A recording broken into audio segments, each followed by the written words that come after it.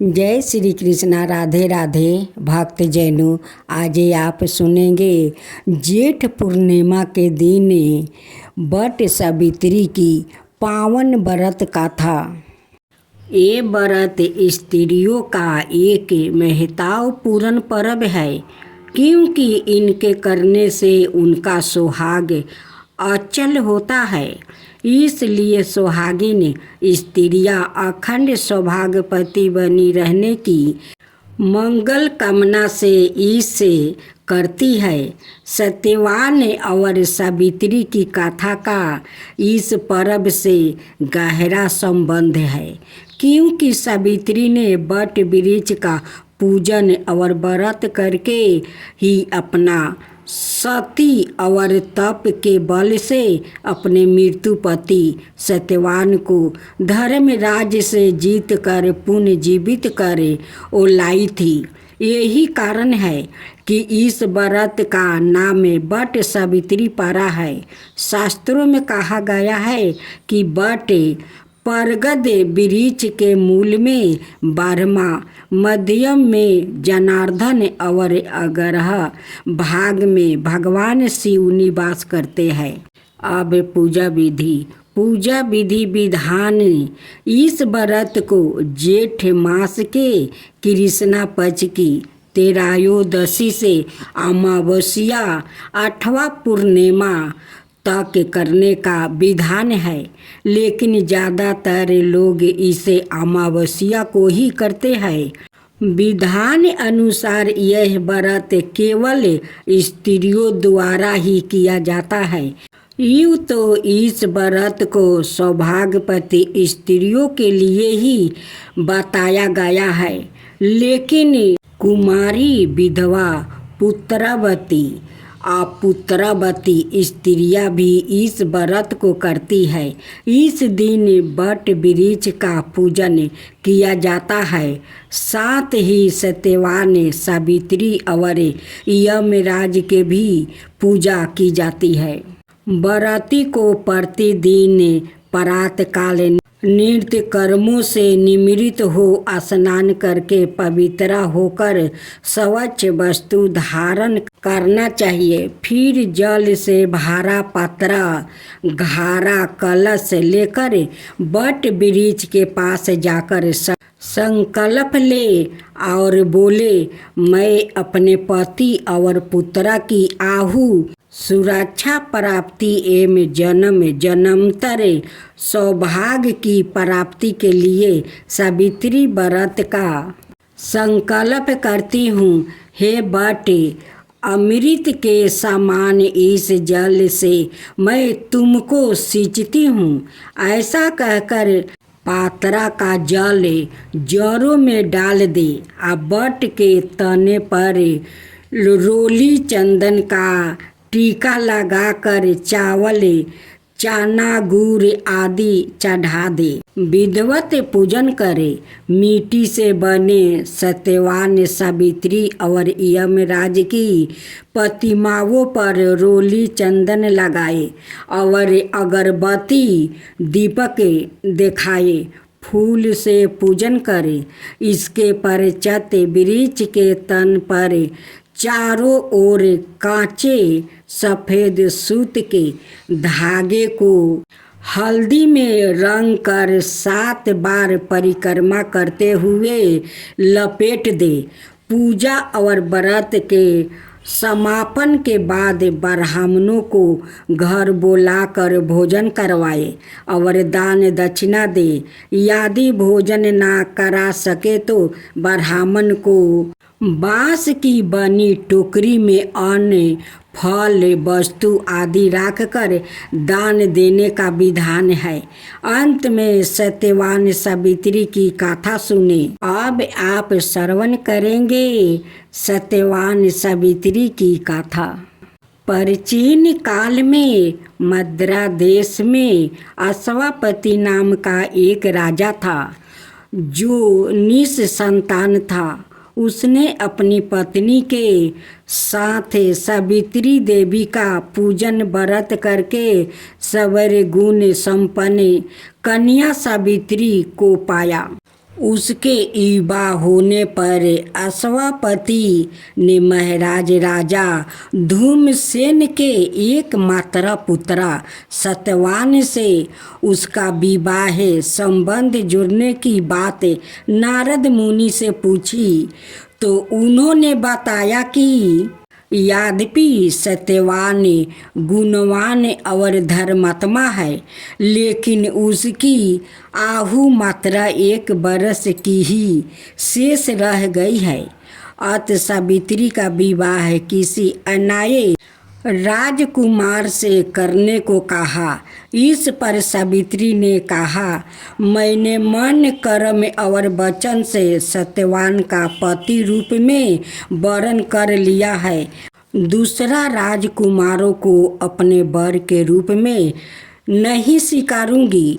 अंत सावित्री का विवाह सत्यवान के साथ संपन्न हो गया। उसने पहले से ही वट सावित्री व्रत का नियम बना लिया था। पति के मरने के 3 दिन पूर्व से ही सावित्री ने उपवास करना शुरू कर दिया। मृत्यु और देवताओं का दर्पण किया। सास ससुर के चरण स्पर्श कर आशीर्वाद लिया। सास ससुर से आज्ञा लेकर सावित्री सत्यवान के साथ मृत्यु के दिन वन की ओर चल पड़ी। वहाँ लकड़ी काट कर बनाया गट्ठर को उठाते समय अचानक सत्यवान के सिर में भयंकर पीड़ा होने लगी। वो सावित्री की गोद में सर रख कर लेट गया। थोड़ी देर में ही वहाँ यमराज उपस्थित हो गया। उन्होंने सत्यवान के शरीर से उसके प्राण खींच लिया और वापस चल दिया। यह देखकर सावित्री भी उनके पीछे पीछे चलने लगी। उसकी पति का निष्ठा भाव देखकर यमराज ने उसे 2 वर मांगने को कहा। सावित्री ने पहले वर में अपने अंधे सास ससुर को नेत्रा ज्योति प्रदान करने और दूसरे वर में उनका खोए हुए राज्य प्राप्ति करने की इच्छा प्रकट की। यमराज ने उसे दोनों वर दे दिया। दोनों वर प्राप्ति करने के बाद भी सावित्री ने यमराज का पीछा नहीं छोड़ा तो यमराज ने उसे एक और वर मांगने को कहा। इस पर सावित्री ने कहा, मुझे 100 पुत्र को वरदान दो। यमराज तत्काल तथास्तु कहकर आगे बढ़ने लगे तो सावित्री ने फिर कहा, हे देव, मेरे पति को तो आप लिए जा रहे हैं, फिर मेरे 100 पुत्र कैसे होगा। यमराज अपने द्वारा दिए गए वचन के चक्कर में फंस गया और उन्हें सत्यवान के प्राण छोड़ने पर वो सावित्री को अचल सुहाग का वरदान देकर वो वापस चला गया। वट वृक्ष के नीचे परे सत्यवान के शव में जीवन का संचालन होते ही वो उठ कर बैठ गया। सावित्री सत्यवान को जीवित पाकर अत्यंत प्रसन्न हुई। दोनों खुशी खुशी माता पिता के पास लौट आया। यमराज के वरदान से सत्यवान को अपना खोया हुआ राज्य भी मिल गया और उसके माता पिता को नेत्रा ज्योति भी प्राप्ति हो गई। इसी व्रत के महात्म्य से सत्यवान सावित्री ने 100 पुत्र पैदा किया। इस प्रकार सौभाग्य की रक्षा के लिए यह व्रत प्रचलित हुआ। इस व्रत को करना चाहिए, इस कथा को भी सुनना चाहिए, क्योंकि ये पति का लंबी उम्र की व्रत है और उनकी कहानी है। इसलिए इस व्रत के श्रद्धा भक्ति से कीजिए और अपना पति को लंबी उम्र के लिए यमराज से प्रार्थना कीजिए कि हे यमराज, हमारा सुहाग अमर राखे, अखंड सौभाग्यपति बना कर राखे। जय हो यमराज, जय हो यमराज। एक धर्मात्मा राजा था, उनकी एक ही राजकुमार था। वो धर्मात्मा राजा बहुत दान पुण्य करता था, वो यज्ञ भी करता था, सब साधु संत को बुलवा कर अपना महल में यज्ञ भी करवाता था। राजकुमार 15 साल का हो गया था। एक दिन रानी राजा से कहती है कि स्वामी, ना जाने हमारा राजकुमार का भाग्य में क्या है, आगे क्या होगा। इस बात को सुनकर राजा कहते हैं कि रानी, क्यों ना हम लोग ब्राह्मण देव को बुलाकर अपना बेटा को बारे में भविष्यवाणी करवा लेते हैं। ब्राह्मण देव को बुलवाया गया। ब्राह्मण देव आए तो पंदिरका देखा। पंदिरका देखकर ब्राह्मण देव और चुप हो गया। तब राजा कहते हैं कि ब्राह्मण देव, आप बोलते बोलते चुप क्यों हो गए, क्या बात है। ब्राह्मण देव कहते हैं कि राजन, मैं क्या कहूँ, आपका राजकुमार को बस 25 बरस तक वो जीवित रहेगा, उसका बाद राजकुमार का मृत्यु हो जाएगा। ये बात सुनकर राजा रानी का उनकी पैर के नीचे का धरती घसक गया। वो दोनों उदास होने लगा कि क्या हुआ, ये भविष्यवाणी किया हम लोग, ये भविष्यवाणी में क्या निकला। मेरा राजकुमार इस महल में ये बस 25 बरस के लिए आए थे और फिर हम लोग को छोड़कर वो भगवान के पास चला जाएगा। इस बात को सुनकर राजा रानी बहुत उदास रहने लगा। वो लोग का भोजन भी अच्छा नहीं लगता था।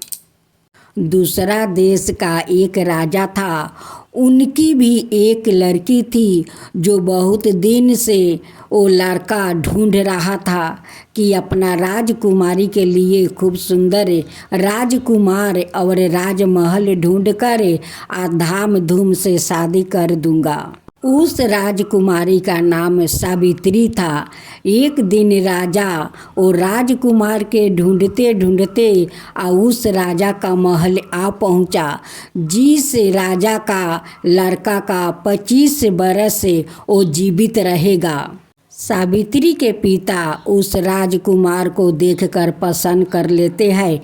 आपका राजकुमार मुझे पसंद है, मैं आपसे रिश्ता करना चाहता हूँ। अब तो राजा और रानी सोच में पड़ जाते हैं कि मेरा राजकुमार तो 25 बरस तक वो जीवित रहेगा। फिर भी ये राजा उस राजा को अपना राजकुमार के बारे में नहीं बताया और अपना राजकुमार को शादी ठीक कर दिया। सावित्री का महल में एक पुरोहित था जो पूजा पाठ कराने आता था। वो पुरोहित जब सुना कि राजा अपना राजकुमारी का उस राजकुमार के साथ शादी ठीक कर दिया है, पुरोहित कहते हैं कि राजन, आपका कोई दूसरा राजकुमार नहीं मिला, वही राजकुमार मिला जो राजकुमार का 25 बरस तक वो जीवित रहेगा, उसका बाद उनका मृत्यु हो जाएगा। राजा का सुनकर धक्का लगा और कहने लगा कि पुरोहित, आप ये क्या कहते हैं। वो पुरोहित कहते हैं कि राजन, मैं ठीक कह रहा हूँ, वो राजकुमार 25 बरस तक वो जीवित रहेगा। सावित्री का पिता कहते हैं कि पुत्री, मैं दूसरा राजकुमार ढूंढूंगा, उस राजकुमार के साथ तुम्हें शादी नहीं करूंगा। राजकुमारी कहती है कि नहीं पिताजी, अब सब कुछ शादी का बातचीत हो गया है, मैं उसी राजकुमार के साथ मैं शादी करूंगी। जो मेरा भाग्य में होगा वो होकर रहेगा पिताजी, मैं उसी राजकुमार से शादी करूंगी। राजा अपना सीने पर पत्थर राख कर अपना ओ पुत्री का ओ धाम धूम से शादी कर देते हैं। राजकुमारी अपना ससुराल ले आती है, अपना सास ससुर को सेवा करती है, अपना पति को सेवा करती है। देखते देखते राजकुमार का पूरा 25 बरस हो गया। दोनों पति पत्नी सो रहे थे। अचानक यमराज आते हैं और राजकुमार को प्राण निकाल लेते हैं और चल देते हैं। ओइसे राजकुमारी जाग जाती है। यमराज का पैर पकड़ लेती है, कहती है कि भगवान, आज आप हमारा पति को नहीं ले जा सकते हैं। आज जेठ पूर्णिमा है, आज वट सावित्री का पूजा है, मैं वट सावित्री का आज पूजा करूंगी। यमराज कहते हैं कि जाओ, वट सावित्री का पूजा करना है तो करो, मेरा क्या है, तुम जाओ। वो कहती है कि बिना पति को मैं वट सावित्री का पूजा कैसे करूंगी, आप तो मेरा पति को अपना साथ ले जा रहे हैं तो मैं कैसे करूंगी। यमराज कहते हैं कि देखो सावित्री, इसका समय जाने को हो गया है, अब मैं इसको अपना साथ लेकर जा रहा हूँ। यमराज नहीं मान रहे थे। तब सावित्री कहती है कि भगवान, एक मेरा मिनती सुन लीजिए, मैं वट सावित्री का पूजा कर लेती हूँ, तब आप मेरा पति को ले जाइए। सावित्री श्रद्धा भक्ति से वट सावित्री के पूजा करती है। अब पूजा जैसे समाप्त होता है वैसे विष्णु भगवान वहाँ पर प्रकट हो जाते हैं और यमराज से कहते हैं कि यमराज, आप देखो बहुत अन्याय कर रहे हैं। आज उनकी पत्नी वट सावित्री का पूजा श्रद्धा भक्ति से कर रही है, अपना पति का उम्र के लिए आप उसे ले जा रहे हैं। विष्णु भगवान कहते हैं कि यमराज जी, आप लौट जाइए और राजकुमारी को सुहाग को लौटा दीजिए। देखिए, वट सावित्री के साथ साथ वो मुझे भी पूजा की है। इस वट वृक्ष में ब्रह्मा विष्णु महेश का भी वास होता है। सभी देवी देवताओं को राजकुमारी पूजा की है, इसलिए हम सब को उनकी सुहाग को रक्षा करना है। यमराज कहते हैं कि जो स्त्री इस वट वृक्ष के पूजा करती है और उन्हें 7 बार धागा लपेट कर परिक्रमा करती है, उनके पति का वो लंबी आहु मिलता है, अखंड सौभाग्यवती रहेगी, यही मेरा आशीर्वाद है।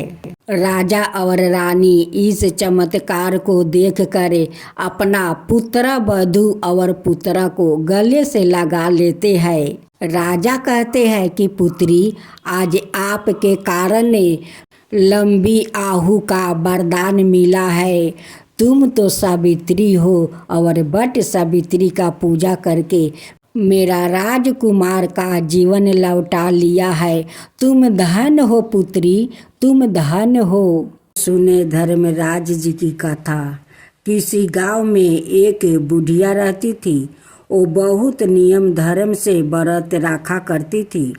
एक दिन भगवान के घर से यमदूत उसने लेने आ गया और वो उनके साथ चल पड़ी। चलते चलते एक गहरी नदी आई तो यमदूत बोले कि माई, तूने गौदान की है या नहीं।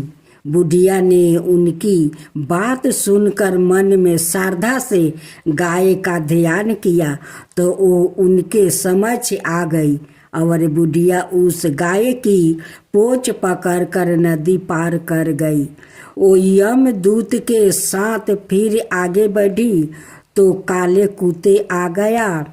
यमदूत फिर बोले, कुत्ते को खाना दिया था। बुढ़िया ने मन में कुत्ते का ध्यान किया, तब वो रास्ते से चले गए। अब बुढ़िया फिर से आगे बढ़ने लगी तो रास्ते में कौआ ने उसके सिर पर चोंच मारनी शुरू कर दिया। तो यमदूत बोले कि ब्राह्मण की बेटी के सिर में तेल लगाया था। बुढ़िया ने ब्राह्मण की बेटी का ध्यान किया तो कौआ ने चोंच मारनी बंद कर दिया। कुछ आगे बढ़ने पर बुढ़िया के पैर में कांटे चुभने लगे। तो यमदूत बोले कि खराऊं आदि दान की है। बुढ़िया ने उनका ध्यान किया तो खराऊं उसके पैरों में आ गई। बुढ़िया फिर आगे बढ़ी तो चित्रगुप्त जी ने यमराज से कहा कि आप किसे लेकर आए हो। यमराज जी बोले कि बुढ़िया ने दान पुण्य तो बहुत की है, लेकिन धर्मराज जी का कुछ नहीं किया, इसलिए आगे द्वार इसके लिए बंद है। सारी बात सुनने के बाद बुढ़िया बोली कि आप मुझे सिर्फ 7 दिन के लिए वापस धरती पर भेज दो। मैं धर्मराज जी का व्रत और उद्यापन करके वापस आ जाऊंगी। बुढ़िया माई वापस धरती पर अपने गांव आ गई और गांव वालों उन्हें उसे भूतनी समझकर अपने दरवाजे बंद कर लिया। वो जब अपने घर गई तो उसके बहू बेटे भी दरवाजे बंद कर के बैठ गया। बुढ़िया ने कहा कि मैं भूतनी नहीं हूँ, मैं तो धर्मराज जी की आज्ञा से वापस धरती पर 7 दिन के लिए आया हूँ। इन 7 दिनों में मैं धर्मराज जी का व्रत और उद्यापन करूंगी, जिससे मुझे परलोक में जगह मिलेगी। बुढ़िया की बातों से आश्वस्त होकर बहू बेटे उसके लिए पूजा की सारी समग्रही एकत्रित करते हैं। लेकिन जब बुढ़िया कहानी कहती है तब वो हुंकार नहीं भरते, जिससे बुढ़िया फिर अपनी पड़ोसिन को कहानी सुनाती है और वो हुंकार भरती है। 7 दिन की पूजा व्रत वो उद्यापन के बाद धर्मराज जी की बुढ़िया को लेने के लिए विमान भेजते हैं। स्वर्ग का विमान देख उसके बहू बेटों को साथ सारे गांव आलो भी स्वर्ग जाने को तैयार हो गया। बुढ़िया ने कहा कि तुम कहाँ तैयार हो रहे हो? मेरी कहानी तो केवल पड़ोसिन ने सुनी है, इसलिए वो ही साथ जाएगी। सारे गांव वालों बुढ़िया से धर्मराज जी की कहानी सुनने का आग्रह करते हैं। तब बुढ़िया उन्हें कहानी सुना देती है। कहानी सुनने के बाद सारे ग्रामवासी विमान में बैठकर स्वर्ग जाते हैं। तो धर्मराज जी कहते हैं, मैंने तो विमान केवल बुढ़िया को लाने के लिए भेजा था। बुढ़िया माई कहती है कि हे धर्मराज, मैंने जो भी पुण्य किया है उसमें से आधा भाग आप गांव वालों को दे दो। इस तरह से धर्मराज ने ग्रामवासियों को भी स्वर्ग में जगह दिया। हे धर्मराज महाराज, जैसे आपने बुढ़िया का साथ सभी गांव वालों को भी स्वर्ग में जगह दी, उसी तरह से हमें भी देना। कहानी सुनने वाले, हुंकार भरने वालों को भी और कहानी कहने वालों को भी जगह देना। धर्मराज महाराज जी की जय। धर्मराज महाराज जी की जय।